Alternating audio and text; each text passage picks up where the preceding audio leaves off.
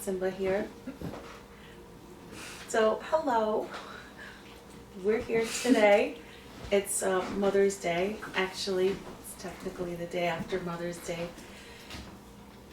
We're gonna answer. This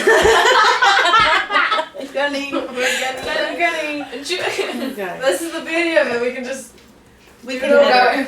Okay. Hey everybody! Thank you for tuning into the Bleakley Gals Fireside Chats here. Kidding. Yay. Okay. All right. So we're here gonna talk about real faith, real authentic faith, real issues, real girl talk, and what it's like to raise daughters and the dynamic between mothers and daughters. So we hope this blesses you. I had started off asking the girls to give me 3 things that helped develop them as a daughter and 3 things that did not help them develop as a daughter. So I'm hoping they'll be gracious to me. And it's okay if they're not, because it's real talk, real authentic faith, and real discussions and real topics of how to have and nurture relationships with the mother and daughter. And we've got Simba here. We think he's going to go first, but... And also a question was, what one thing would you do different if you could go back and do something intentionally different? So those are the 3 things that we don't know our answers, and we don't know anything else other than we're just being available and here to try and be a blessing to anybody that needs help developing and working on a relationship between a mother and a daughter, and what works, what doesn't work, because we've kind of done it all, I think. maybe. Close to it. Close to it. And so we can give you our experience and our transparency to be able to help in any way we can. And we also asked a forum of women to give us some questions, some specific questions that we could talk about it too, and we got those as well. So I'll introduce myself. I'm Rachelle Bleakley. I'm Melissa Bleakley. And I am Rebecca Arazo. Formerly Bleakley. Yeah. And this is Simba, our mascot to the whole household. So, anyway, thank you girls for being here and doing this for me. It blesses me as a mom. And it's gonna bless people out there, because I think sometimes the misconception is that everything's perfect, especially if you're in ministry, and especially if you're in a Christian home and you're trying to be brought up with Christian values, and somehow we all think that we have to, get it right and perfect and ideal, and we shoot for that, of course, and we aim for it. But things are never ideally, perfect, and they don't always turn out the way you would like. Yeah. And I think there's perspectives from a mom and from a daughter that I think are really important, that can help some people out there of how you navigate through life with your best intentions at heart, but not as ideal of the circumstances maybe being there. So how do we do that? And I guess, that's why we want to just kind of talk about some real things. So who's going first? Do we know? She's looking at me. I guess that's me. Yeah, so did you want the 3 things that I guess liked most about like our relationship growing up first, or how did you? Yeah, I guess what helps develop you as a daughter, and it can, there's really no right and wrong answers to this. This is basically kind of sharing our experiences, to develop who you are today, what helped add to that and what things did not help add to that. Because from a mom we're kind of keeping this specific to what my input was. You've received things from Daddy as well, but we're kind of just going to keep this for Mother's Day. We'll do Father's Day one another time.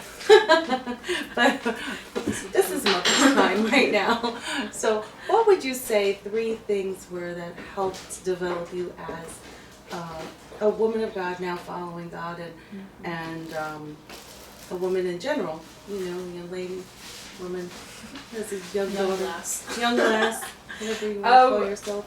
Yeah, I guess, the first thing, it's not really on my list. I did have it, the Christ-centered aspect for, like, parenting and all that stuff was kind of the number one thing. I don't have it on here, but I guess just overall, like, having God as the center for, all of our experiences and just ways of coping with situations. But for me, I guess my top 3 things that I found was that helped me the most were the different little, like, chats that we would have. Bye, Silva. I guess our different chats, because I remember, like, even if it wasn't, like, anything planned or, like, a sit down, like, let's just talk about life, we would just kind of have little spontaneous moments of just, like, talk about whatever. And usually in those chats were, like, when we could, like, really kind of, you could kind of get to know where we were, and we could kind of get the guidance and just help that we needed, even though it wasn't just anything serious or planned, or it was just kind of like when we had the chance and the moment to do it, we did it, and that was nice. And then just knowing, the second thing was just knowing that you're always available. And, like, I know our life was always, like, busy and stuff with just the business and work and all of that, but I knew that no matter what, like, if we were needing you, you were there. You would put off your other things to be there for us in the moment, and, like, you still do that now. And that was a lot. It meant a lot. And then just knowing that, if we were confiding or just talking with you, it was a safe spot. It wasn't like we had to, like, open up about something. You weren't gonna be there and just kind of judge and make us feel bad, or I don't know. You were always just there to listen and kind of guide us through everything, not just condemn us for anything that could be wrong, which was really nice, because then we could actually, like, kind of build a relationship from those experiences, and then, just get closer together, and then you could kind of give us the guidance and wisdom that you had for us, which was always good. And yeah, those were kind of my top 3 things, but. Okay, cool. Wow. Yeah.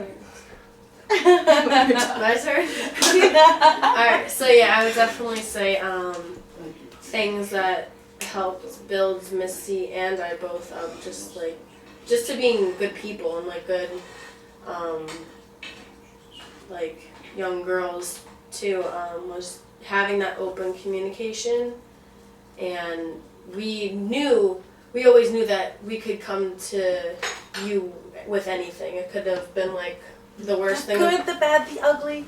Yeah, like, it could have been, like, the worst thing imaginable, but we felt comfortable, and, well, sometimes it would take a while to feel comfortable. Yeah, but deep down, like, we always knew that we could come to you with anything, and that, that you weren't gonna, like, Disown us and, like, go on this whole, like, rampage, whatever, you wouldn't, which I think sadly a lot of families don't necessarily have, where the kids don't feel that they can just openly talk with their parents and come to them with things. So that definitely was a big plus. Another thing that was helpful, I think, was that you were always very, like, just open and honest about, like, what happens, like, in the real world, and, like, what happens outside of, like, I don't know, a lot of times, like, Christian, like, families and, like, stuff, they have the Christian bubble, and they, of course, you want to protect your kids from things that are, like, horrible and, like, just horrific. Not at their but, like, age level yet. Yeah. But you were always, like, very honest and open, like, in a good way, I think, because it made us more aware of how things are around us, and how even just other people's lives are, and how thankful, like, we can be for how our situation wasn't everything, even despite all of the maybe negative sides of it. But yeah, just being real about even the smallest of things, like, was helpful, and I think it made us mature quickly too, like, but in a good way. And then also, again, just having like the Bible-based like things in our lives from like a super young age that definitely like didn't go like unseen, and like those were seeds being sown and then they were later reaped. Yes. So Yeah. No, I definitely agree with that too, especially because we went to public school, and like there were a lot of different circumstances and situations that we would have to, like, I guess, see maybe that like other people wouldn't if they were at like a different school or whatever. So I think you did a great job of trying to bridge the gap of like, okay, like this is kind of like what we believe and this is what like we can do, but like this is also what happens in the world, so kind of give us that double perspective so we can kind of make informed decisions, which was a cool thing. Yeah, and I feel like most of the times, like,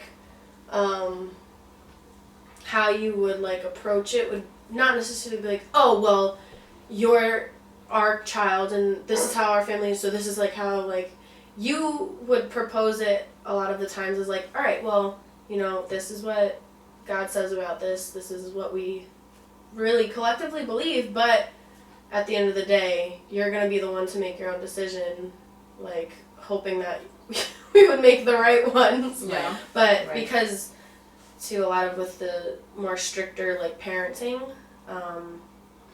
it can get a little iffy if, like, I feel like parents are too, like, overbearingly strict and, like, too controlling, because then it can really do the opposite of, like, what they're trying to achieve in their kids. Yeah. Sometimes, because again, ultimately we want to be parenting with the intention of parenting through grace and teaching and requiring. I mean, there's a certain age level, and I guess it also depends on what age level we're talking about, because there are certain ages where, like, you know, this is just how it is, and it's obedience, and then you get to that stage where things start to be a little bit like, wow, you know, there's more, you know, because you were in a public setting, a lot more influences. And I think for parents that can't control the environments, even if we could control the environments, we still wanted to teach you that you are going to have to make your own choice at the end of the day. Yeah. For what you believe, for your own faith, not to rely on just obedience alone, because obedience alone that's kind of like the law, you know, and when we but if it's just blind, we do that, it's then there's it's no your real parents' faith root to it.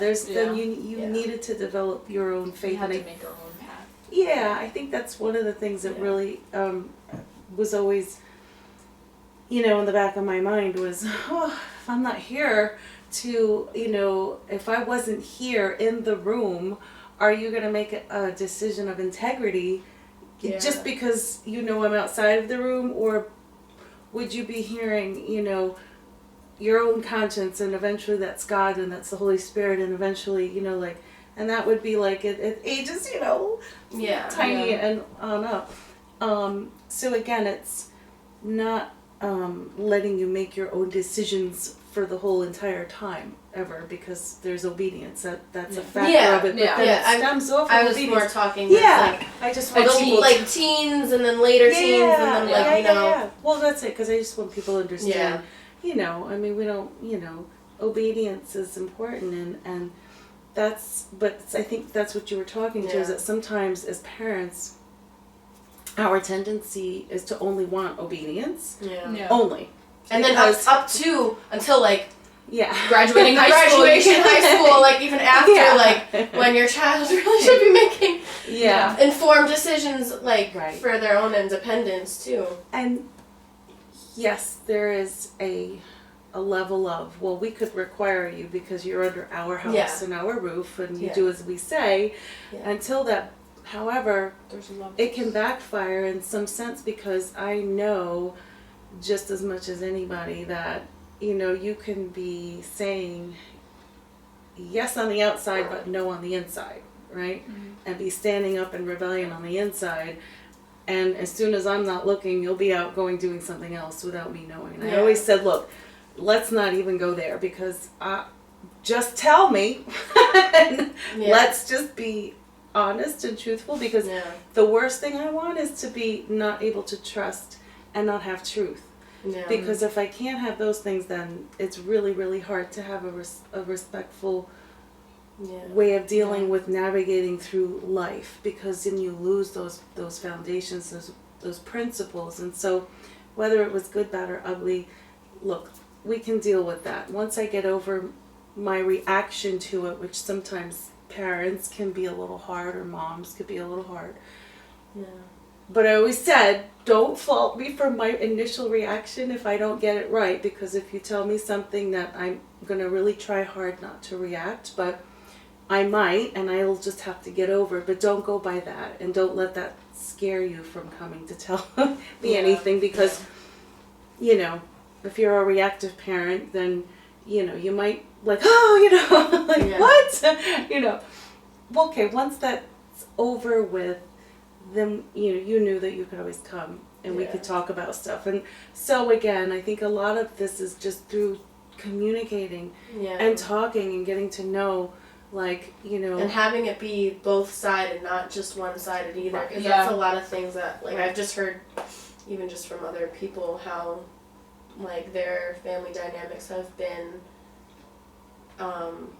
whereas ours was, like, you guys always let us have a chance to talk and just get everything off of our chests and, like, really just be honest with how we were feeling, and you didn't, like, cut it off and just say, like, get offended by it. Like, it would go both ways when we would have, like, those family discussions and, like, and, like, kind of piggybacking off of that, I always felt like I could always, like, talk to you about anything, and part of, I feel like, the whole, like, kind of open communication that helped develop me was kind of me having to look at myself and say, ooh, I don't feel right about something that's going on in my life. I need to kind of figure out a way that I can vocalize this and kind of get the help that I need, even though it wasn't maybe the most comfortable thing. Right. And then, like, I knew that opening and confiding or talking with you or whatever the situation was, it was a safe spot, and you weren't going to shame me for anything. You weren't going to, like, condemn me, and it allowed me to kind of develop that aspect of my life in a way that that can help me communicate with other people and just with any other situation. So that was also a really great thing. I mean, I would try, you know, guys, I don't know if I did it all. We didn't get to the negative stuff. I know there's a lot of those talks would turn into some blow-ups. Right, and that's real life. Yeah. And sometimes I think, like, as much as you try to be intentional with, you know, and I think if we had anything to say to anybody who needs to hear this, would be, don't give up on not everything does go perfect, right? Not every discussion goes perfect, and some of them are wicked crazy, but it's okay. Like, but if it's resolved at the end of at the end of that issue, if there's resolution and there's understanding and there's you know, and it becomes full circle, and you pray about it, because some things are just going to take time and prayer, and sometimes, you know, going back in your corners, you know, kids, parents, whatever, you know, they have to sometimes develop. Sometimes the parents have to just chill out and get a child's perspective on stuff. You know, what did she just say? You know, like, what? And then go add up your head and try to go back and listen, you know, in your spirit and what God's telling you to really hear what's going on in children. So I think that's, that's just always going to be, no matter whether you're raising, boys, girls. Yeah. And that. I don't. Oh, sorry. Yeah. No. But that it's a process. Yeah. It's a process, and sometimes you don't see the full circle right away, but you keep at it, and you keep sometimes we would rediscuss. We would have the same conversation that would turn into an argument that would come to a resolution, but we would have that same. It would be on the same topic like a couple times before it actually really resolved, and like we could move past it and like. Right.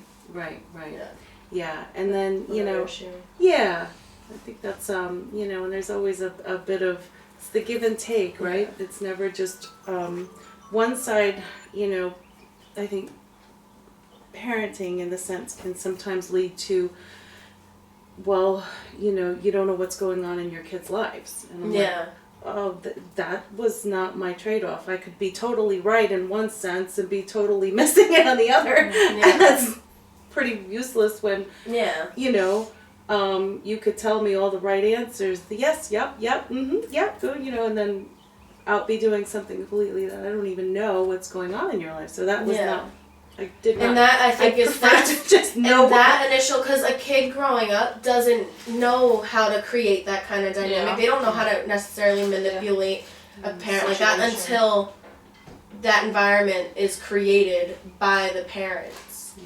Like, kids don't necessarily, like, when they're growing up, when they're 2, 3, like, there's, like, that evil nature, or, like, just, like, that tendency to do the wrong thing. Yeah, but they don't know what they're really doing, and, like, so when a kid grows up and then they're living this secret life, but then presenting all the right, like, that environment, and the parents have to take, like, a responsibility for that as well, because for creating that environment, like... Yeah, and I think, too, like, similar to that is, like, I feel like kind of even how we were parented at young ages kind of set the foundation for kind of not having that type of, like, I don't know, I guess relationship between, like, us with like, kind of feeling like the secretiveness and, like, that type of thing. Because I don't know, when we were growing up, like, it was still similar in the sense where, like, we knew we could always come to you and, like, talk, and it wasn't like you were gonna, like, come jump down our throat about everything. I mean, it was different because we were little kids, so there was obviously more, like,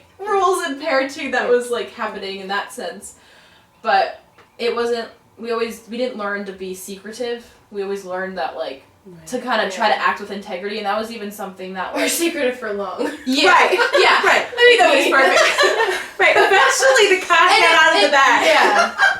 And you come clean. You'd come muster up the like, mom. So, there was more to the story. But, and, like, there was truth to it, but there was a little bit more. Remember when I said that? Well, I didn't kind of tell you the whole truth. Yeah. What? Don't you have? I withheld some of it. Most of it. Really?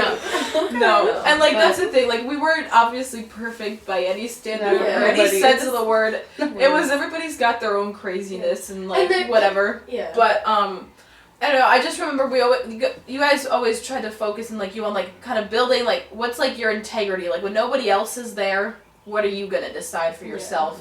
And, like, that always, like, kind of stuck with me, because even with, like, my own friend group and stuff growing up, like, even in elementary school, like, I would see kids, like, kind of just, like, doing things behind, like, the teacher's back or their parents' back, and I'm like, wow, like, that's not something, like, I can't really imagine trying to do that intentionally. Yeah. Like, I can't when we were, like, granted, like, at home was, like, sometimes a different story. It's a dynamic story. Yeah, but, you like, all act different at home when you do have Yeah, but, okay.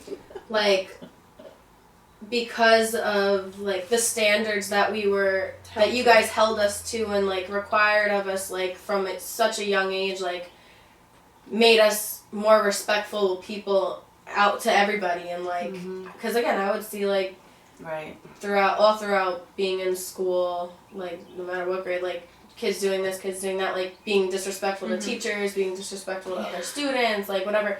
I'd be like, how do they, like, why do they do that? Like, how do they get away with that? Yeah, like, how do they get away with, like, if I said that, You know, I'd the be Lord. like, Yeah. but even when you guys like weren't around, like we were still like Right. carry those things out, and it became a part of like our character and Right. Yeah. Right. in life. Yeah, yeah. Well, that's it. There's integrity and character Yeah. are such key things, you know. And when you grow up, you want that in a child. And then when you add the Christian component to it, the Christ-likeness Yeah. component to it with the spiritual aspect that you are ultimately accountable to God, that Yeah. you are wanting that, that was, I think, the bigger, you know, we want to get kids to a point where they're they're feeling the conviction of the Holy Spirit Yeah. pulling on them, because as we all know, we can say yes, you know, yes ma'am, no ma'am, you know, forever, And and do that all then day long. But as soon as you're out from under if you don't know how to manage that relationship, and there's no real true convictions of who you are to God, and that relationship, it can kind of just go off into a wild party. you And, let people you know. define you about who you are because you don't know who you are. Yeah, and I think sometimes too, you know, as you become, so we had a question, I'll just answer this one because talking about this, because one of the questions was, you know, how do you develop that relationship with a daughter in the teen years, like giving them more room and freedoms, the word, more freedoms without, you know, because you're still the parent and you still, you know, you're not their friend, but you are, you know, and that's a whole nother topic too, which I'll save for another time, you know, later. But how do you give them more freedom but still be the parent and require of them without, you know, and giving them the trust and giving them more rope? And I think one of the things that always, just in my own personal and Daddy as well, in our mind was, look, by the time you're 16 and you're going to get in a Vehicle. couple £1,000-pound vehicle, Yeah. or however many pounds it is, I don't really know. She's not a I don't know. A really big car. In our case, a Suburban. However many tons it is, I don't even know. Continue. You better have some kind of Responsibility. and good choices Judgment, and yeah. judgment making before Wisdom. we trust you with things like this. And then also in parenting, you know, like for teenage years, I think it's important, like you need to be independent eventually. Yeah. Like you cannot be dependent on your That's the whole parents thing for of parenting. Yeah. It's like, and like how you bridge that without like, okay, well now you've just turned 18, let's cut the rope and you're gone. But you didn't give them the tools to go out in the wherewithal Yeah. to you do had a anything. babysat. Or your you kids never rather get than parent them. Or you never cut the cord and they're still home. God help you. I mean, No.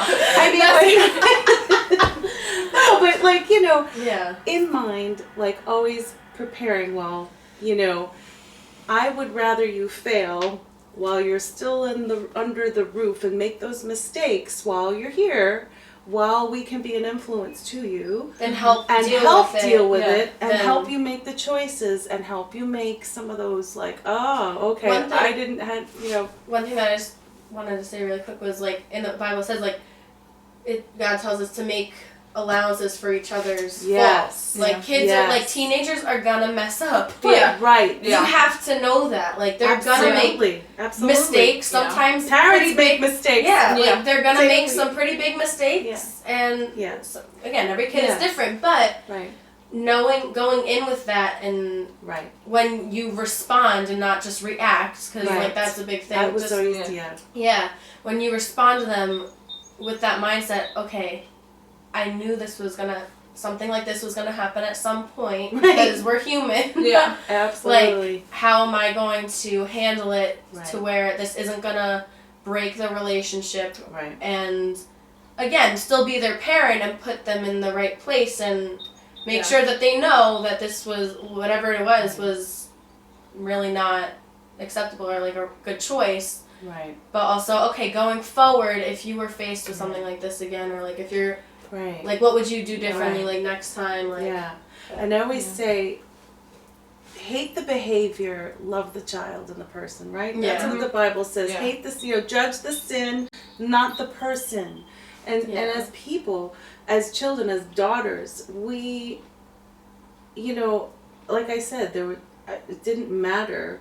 What did I always try to? I mean, whether you heard it or not, or it was like, maybe in the moment it would be frustrating, but I was always concerned about the relationship, like not the issue. I mean, the issue was the issue, and we have to deal with that too. But at the end of the day, if this issue is breaching our relationship, that's not worth it to me. Then the issue is a non-issue at this point because relationship is more key. Yeah. Because that's really where my underlying heart is, and that's where God's heart is. Because He does. God He wants the He relationship. doesn't like not, the sin, but the Yeah. sin is not the issue. Yeah. It is the issue in more the important. theological standpoint, but Yeah. not in a relational standpoint. And when He Yeah. wants to reach and help people, I think that's one thing that parents can sometimes it can get murky, and looking at what they're doing and not doing instead of why are they doing and not doing? What's Yeah. behind And all that's that? kind of I feel like when it's good for the parent to kind of put themselves as best that they can in the shoes of their kid.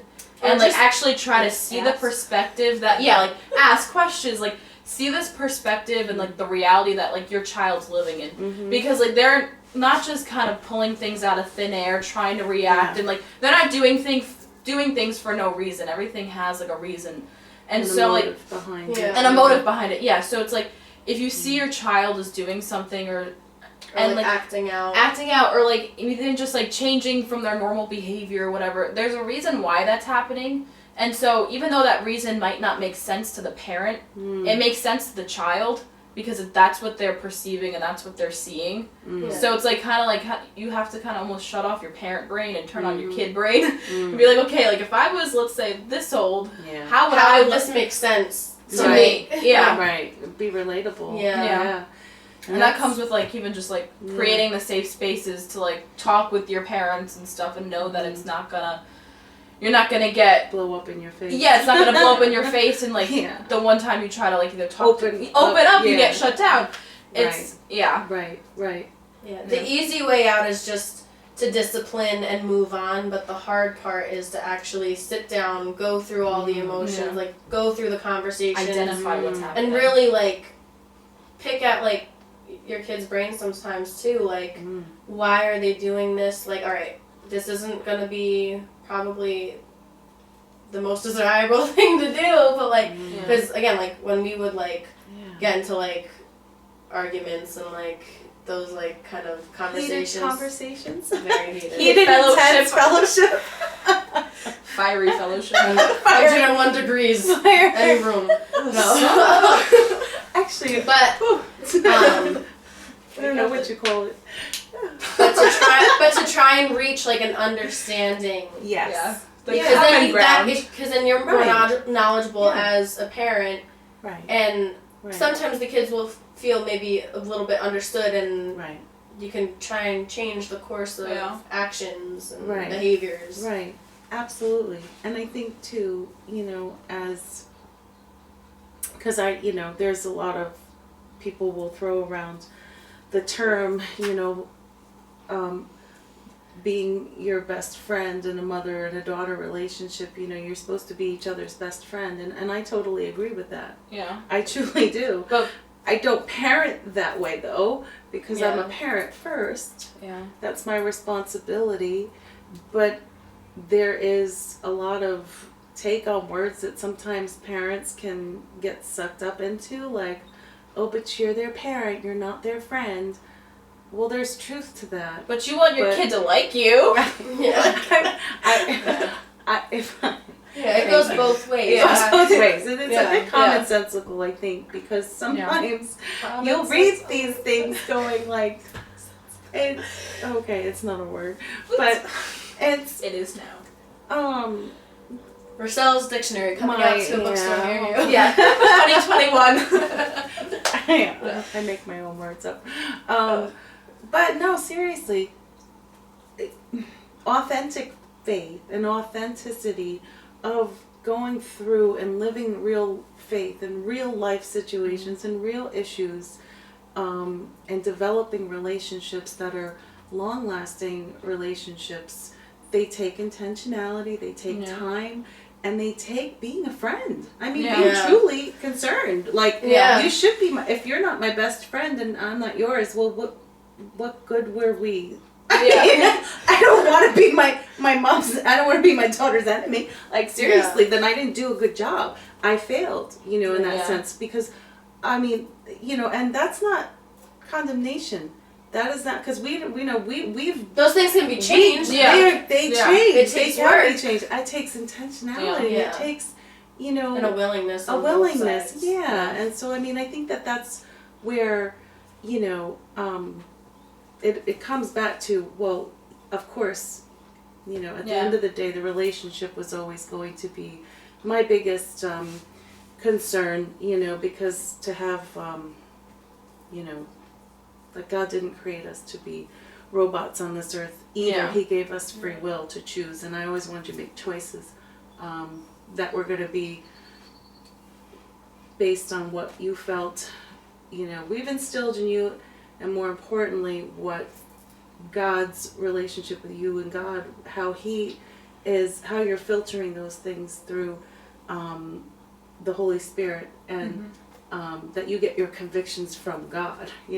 Eventually, it starts off from your parents, at the young little ages, and so, but that's eventually where your parenting is, in teenage years, you want to be stumbling and fumbling as if we weren't here, but yet we've still got that line that it used to be said years ago, like, you've got a 20-foot line of rope,